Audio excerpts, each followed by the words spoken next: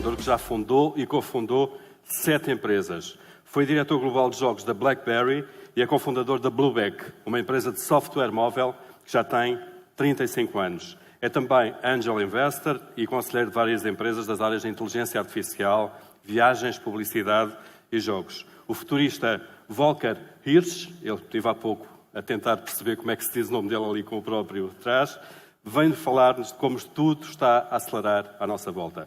Volker, it's your turn. Thank you.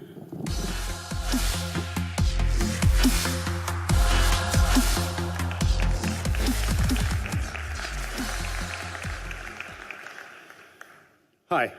I have a very easy task today. There were ministers up here and professors, and then this morning we had a young lady telling a rather amazing story, and oh, she's also a NASA commander.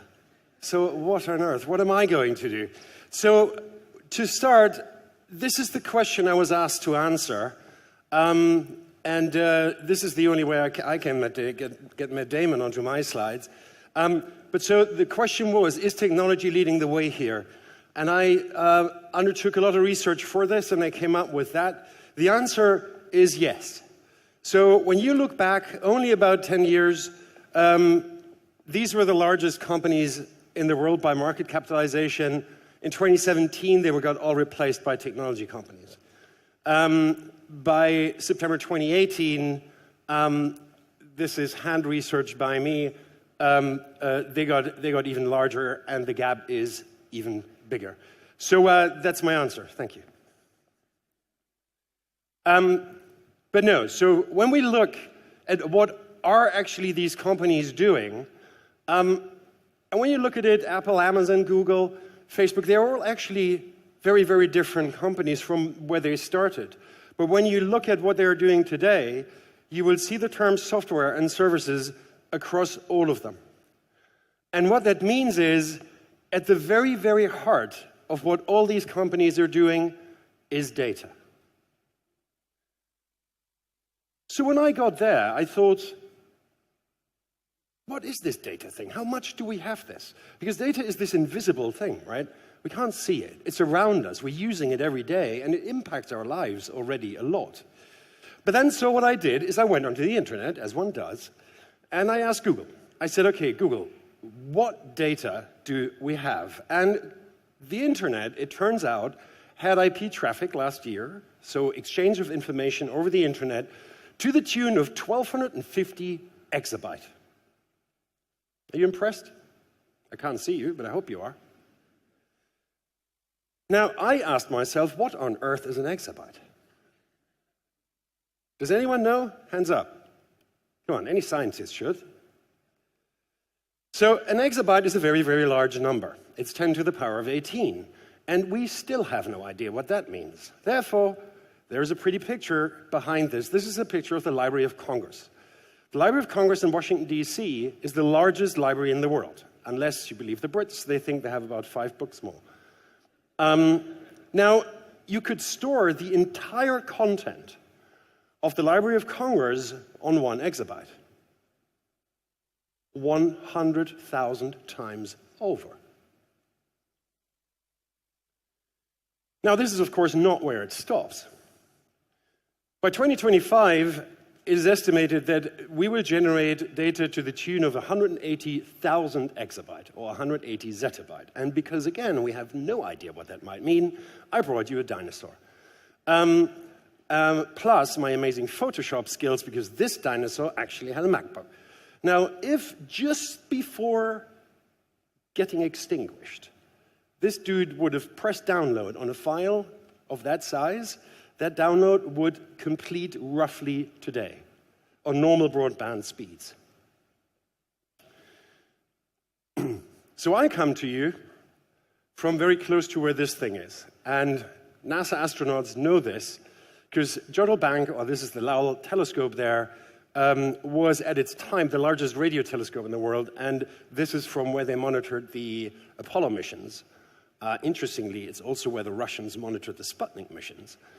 But so today, Jodrell is involved with what I think is possibly one of the coolest science projects anywhere in the world, and that is called the Square Kilometer Array. The Square Kilometer Array is just what it says on the tin. It's an array of a square kilometer full of telescopes.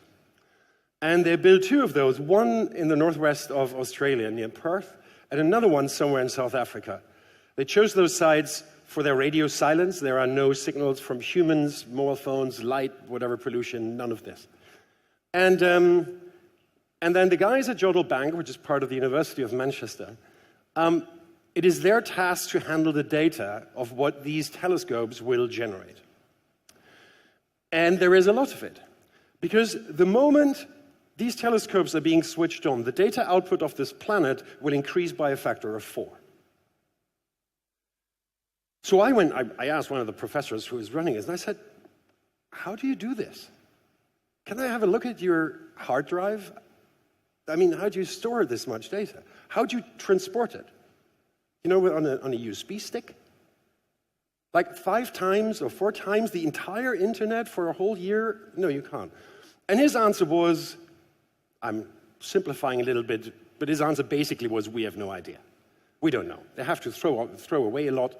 And then, you know, they keep filtering, and they develop real-time analytics functions, et cetera, et cetera, et cetera. The reason why this is interesting is, in today's age, we are not only generating more data, each of us, but we also increasingly look at new data sources. And one of which would be that square kilometer array of telescopes. But sometimes you find them in the weirdest places.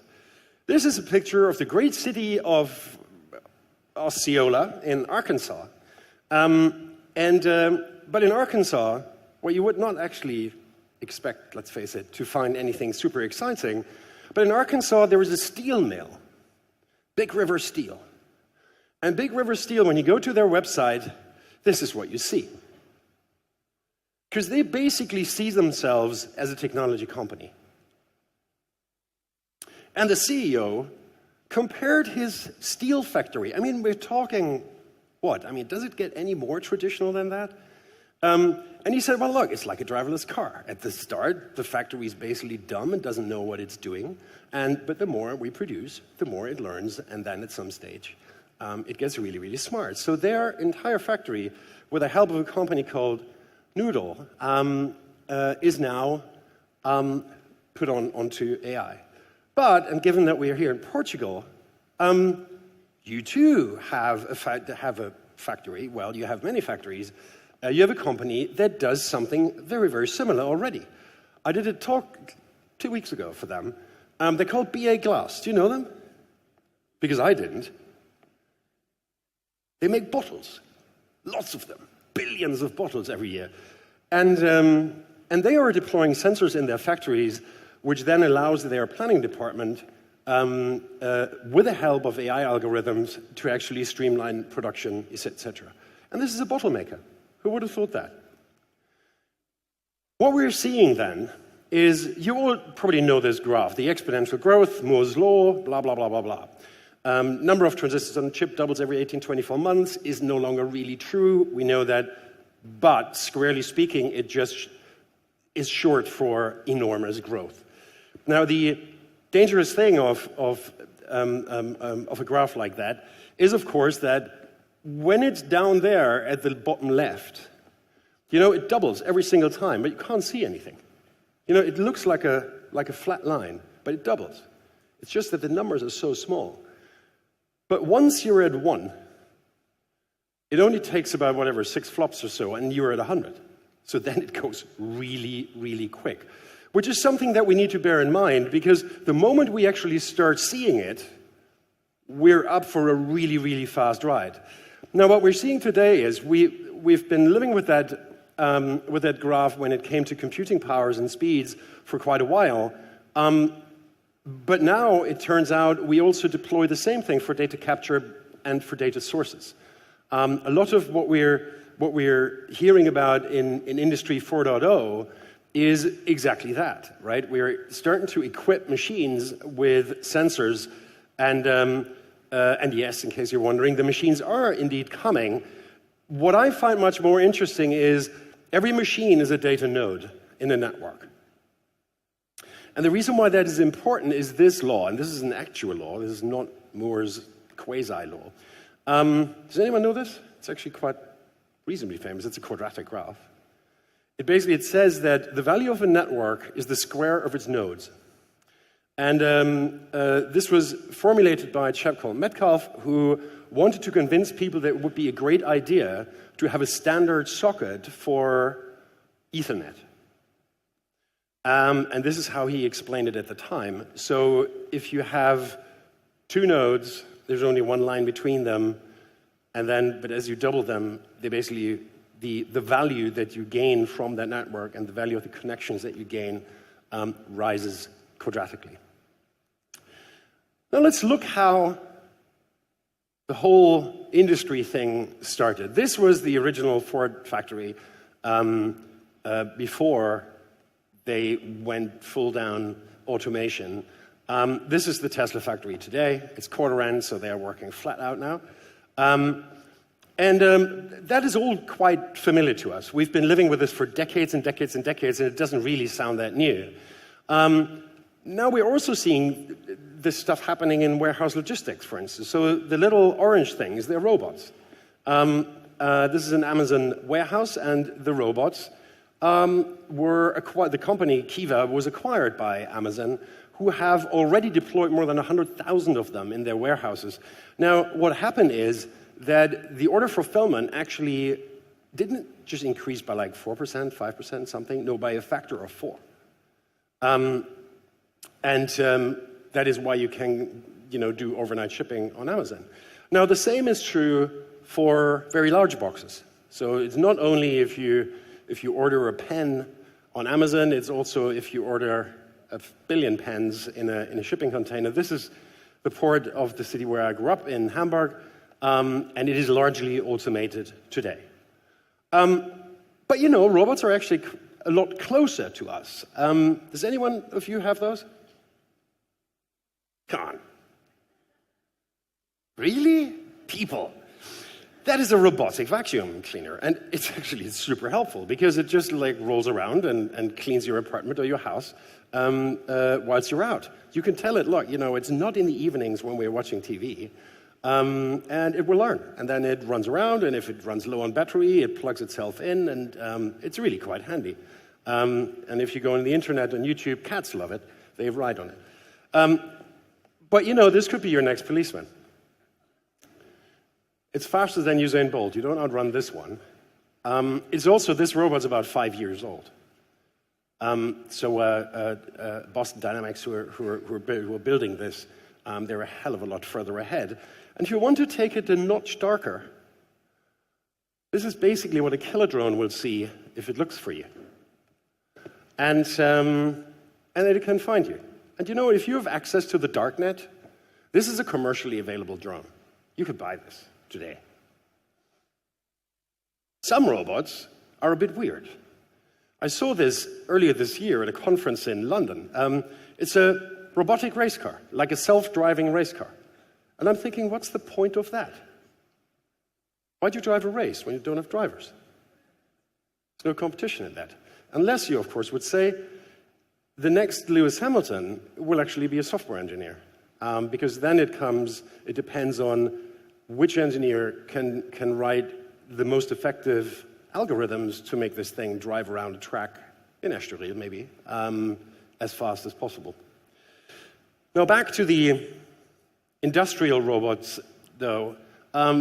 Someone built this thing called Baxter, and Baxter is, I think, the friendliest looking industrial robot I've seen in a while, because it has eyes, and it has a hat. Now, that hat, of course, is not a hat, but that hat is a camera array. And that camera array makes Baxter somewhat special, because Baxter can actually learn to do stuff if it watches you doing it. So this is Baxter folding a t-shirt. And the way Baxter would learn how to fold a t-shirt would be by watching someone else folding a t-shirt. And t-shirts are a fiddly thing, because they're not stiff, they go each way, and then they're the wrong way around, etc. So that is, from a robotics perspective, that's not an easy task to solve. Baxter's pretty good at this, though. And then there was a professor at Brown's, I think, in Boston, Stephanie Telex, and she basically thought, well, that's pretty cool, but I mean, there are so many different makes and types of robots, and if Baxter can learn how to fold a t-shirt, wouldn't it be cool if we could develop a language that they could actually talk to each other? So if this, and you know, the MIT Technology Review thought it was 3 to 5 years out, which is probably realistic, it's not that complex. So in a few years' time, if Pepper, that you might have seen it, like this little friendly robot in Japan that rolls around on every tech conference because it's cool, but so if Pepper basically stands in Tokyo in front of a big heap of laundry and scratches its head because it goes like, what the heck is that? Then Baxter here will say, look, hold my oil can, I can sort you out, this is how you do it, these are t-shirts, this is how you fold them. So the reason why all those robots are so much more versatile than they used to be is mainly sensors. Because the mechanics behind them, they're I think pretty cool, but they're not actually that extraordinarily different to what they used to be 20, 30 years ago. When it comes to sensors, however, we got a lot farther. And it's also important to know whenever you see these Industry 4.0 things, there's always like a little Wi-Fi signal, which shows you that they're connected. Now, it's not that interesting that they're connected, but they are interconnected. So everything is connected with each other. And when you look, I don't speak Portuguese, so I didn't hear exactly what was said before, but when you look at cities, and you look at cities from that perspective, sensors plus interconnections, then all of a sudden, it becomes a data canvas, a really big one. And I just sat down over a glass of wine, I thought, okay, what do we have in a city? And you come up with tons of different things that exist today. And they are tiny sensors that sometimes cost 50 cents, one. So you can actually make a lot of that. And then you turn the world into something that is machine readable. Now, that is the picture a self-driving car would see if it switches on its LiDAR. It records 2.2 million data points every second. And it is to a centimeter accurate over 120 meters, which is actually more than my eyesight would allow me to properly do. This here is a drone-generated 3D point map. Now, 3D point maps are interesting because each point on this map is a data point, and you can attach all sorts of data to that specific data point. They can measure accurate to 6 millimeters. And so this is a big construction site for a new motorway, and if you're the engineer who is tasked to build a new bridge for it, you can rely on this data. You don't have to go to the construction site anymore to do that. And then they put an overlay across, and they said, okay, so now you can do all sorts of funny things with the construction site from effectively your office, where you have all those very powerful computers. And then one further on, there is someone, it's a startup called Improbable. Well, they're not really a startup anymore, I think. SoftBank invested $500 million last year. But they effectively want to turn all that stuff into a spatial OS. So it's basically Microsoft Windows for the real world. Then there are also robots without a body, bots. And this thing, and when you have a look, the date up there, it was 2010. This was what is known in the financial industry as the flash crash. And from up there to down there, it took a few seconds to erase $1 trillion in value on the stock market. Because someone pressed the wrong button. And all the trading algorithms followed. So today we would probably say, well, yeah, we know there's a lot of AI in the financial markets and bloody bankers and so on. But in 2010, 60% of the world's financial transactions were actually already transacted by algorithms, not by people. So your pension is being invested by a robot. And with all that data, Industry 4.0 very, very quickly becomes 5.0 because we can just not handle all that data on our own. And this is why you do have those trading algorithms in financial markets with their abundance of data.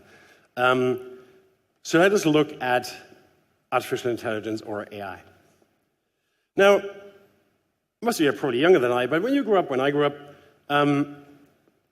there was a time, and it was headline news, when Garry Kasparov, who was the world's best chess player at the time, was playing against IBM's Deep Blue, which was a chess computer. And IBM tried to tell you that this was the computer, but of course there was a big cable going back, and then it went backstage, and there was a massive data center computing it. Deep Blue beat Kasparov at the time, and everyone thought, wow, that's amazing. In 2011 then, IBM again, trying hard to show how far at the forefront they were, presented the world with IBM Watson. And Watson was proper AI, and Watson won a game of Jeopardy, which is tricky because it is not if this, that, then that, but it's basically the other way around. You need to find the answer to a question, so it's more contextualized. Now, as you can see, Watson in the middle. Oh, by the way, the guys on the left and the right, they were the two most successful Jeopardy players on American TV ever. Like, they were the kings of it. If you want to read what the chap here on the left said, he basically is giving up. You know, said, look, the computer overlords, I welcome them, thank you very much. And then came 2016, and you must have read that, surely. So Google came out, or DeepMind at the time, which is now part of Google, came out and said, hey, we have this great idea. We built this AI algorithm set. It's convoluted neural networks and complex stuff. And they said, what we propose to do is play Lee Sedol. And I had no idea who Lee Sedol is, but Lee Sedol is the world's best Go player. And by the best Go player, I mean he's like the Roger Federer of Go. You know, he had not lost a single match in over 10 years. That guy was deemed to be the absolute best man who's ever played Go. And if you don't know what Go is a game that looks really, really simple when you look at it, but it has more combinations than there are atoms in the universe. When it comes to playing this on a computer, that is important because whereas IBM Deep Blue was effectively just thinking very quickly, and it was going through all the chess matches that had been played in history and always trying to find the best move. You cannot, and that's effectively brute force computing. It's a little bit like all the chimpanzees hacking on typewriters until at some stage they will come up with James Joyce's Ulysses. You cannot do this with Go. It's just too big. There are too many combinations. So this was a very, very new challenge for a machine, or an algorithm as it was. So they played between 9th and 15th March in 2016. They played a few matches, and AlphaGo beat the crap out of Lee Sedol. I think it was 4-1 or something. And then just like 18 months later, Google came back and they said, we have something better. So just remember, so that guy just conclusively beat the heck out of the best human who had ever played this game. The human had no chance. 18 months later only, they come back and they bring a machine that actually wasn't trained by humans. The only thing that AlphaGo 0 knew were the rules.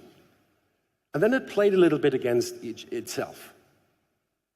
And it did so for 36 hours. Then it played the original AlphaGo and beat it 100-0. No chance. Now, interestingly, with a fraction of the training and a fraction of the computing power, which again is very significant because that means your computing power needs power, which is one of the big cost factors when it comes to deploying big computing solutions. And now, so watch those days. So this was 17th October 2017. 18 months is not bad. In December of that same year, so we're talking 6 weeks later, Google said, we have something else now. We go back to chess.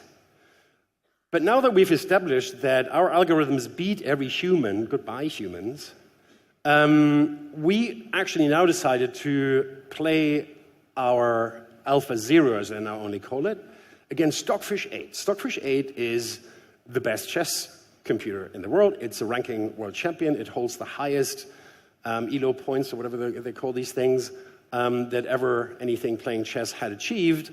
And then Google actually went a little bit further. AlphaZero was trained on the rules of the game only for 4 hours. 4 hours. And unlike Go, where you can't really draw, in chess you can draw, but the important bit is the number on the right in yellow. It did not lose a single match. So traditionally, we would say computers are pretty good at anything where patterns are involved. I'm not sure how that works on the Jackson Pollock painting, but generally, when you have patterns, then a computer can figure those out, in theory, better than a human being. When you look at Go and when you look at how AlphaZero is developing, I wonder, is this actually still a pattern thing? So when we're wrapping up now, though, we look at the masses of data that we have. We look at machines and how they develop and how they get actually smarter with more and more sensors that they add. And we then add AI to the mix. All of a sudden, we are being confronted or presented with more dimensions. And more dimensions are really quite interesting. So we have now more network nodes. We have more sensors, and they create more raw data. Now, raw data is dark data. It's dirty. You can't really do much with it. But machine learning and artificial intelligence will allow us to generate more structured data from it. And structured data is valuable, because structured data effectively allow us to instill more sense into things. So, as leaders, we thrive on data. The picture in the background that's the first scrapbook that an American football quarterback was carrying. And all of a sudden, they were out-competing everyone because he had better data. And we do have, potentially now, a lot better data at our disposal, which as entrepreneurs, as investors, as corporate leaders, this should actually excite us because it allows us to shape our future in much better ways. It is no longer guesswork. We have now hard data and a lot more of it to actually make those decisions. So finally then, I had shown you those two graphs, the quadratic one for the value of networks and the exponential one. Now, I have a son who's a physicist, so he can work on latex and that sort of stuff. And I said, what would happen if you combine those two? And of course, that graph gets ever steeper. So what that effectively means is that the future comes even faster at us. And that is why it's so important to remember that those exponential graphs, you can't see them rise until it is pretty damn late in the game. With that then, today is most likely the slowest pace of progress that we here will ever experience and ever know. So if you think this is already quick, it will only get quicker. So as I said, will technology lead this? The answer is absolutely yes. Thank you very much.